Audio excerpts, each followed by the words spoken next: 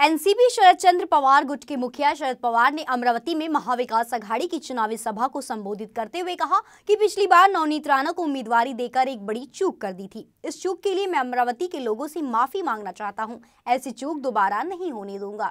वहीं शरद पवार के इस बयान पर सांसद नवनीत राणा के पति और विधायक रवि राणा ने प्रतिक्रिया देते हुए कहा कि पिछले चुनाव में शरद पवार ने नवनीत राणा का समर्थन किया था और प्रचार करने भी आए थे। शरद पवार के आशीर्वाद से ही नवनीत राणा सांसद बनी। शरद पवार के आशीर्वाद के बाद ही नवनीत राणा बीजेपी में शामिल हुई। शरद पवार खुद चाहते थे कि नवनीत राणा बीजेपी में शामिल हो, इसलिए उन्होंने अजीत पवार को भेजा। इसके अलावा सुप्रिया सुले की जिद के कारण उन्हें रुकना पड़ा। शरद पवार के मन में बीजेपी है, जुबान पर सिर्फ विरोध है।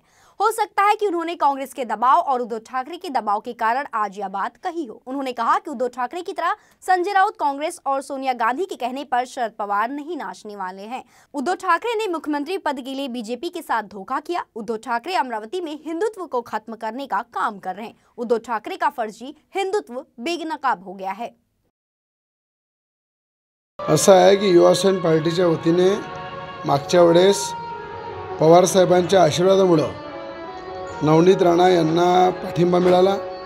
आदरणीय पवार साहेबांनी त्यांना पाठिंबा दिला, प्रचार करायला आशीर्वाद दिला आणि पवार साहेब खूप सिनियर नेते आहे।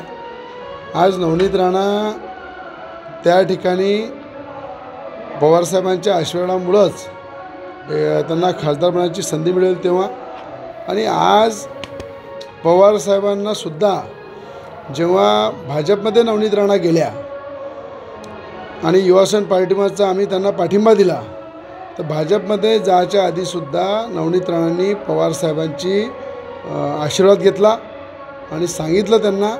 तर मला असं वाटतं की पवार साहेब नेहमी आमच्यासाठी आदरणीय आहे, नेहमी त्यांचा रिस्पेक्ट आमच्या जोड त्यांचा आहे।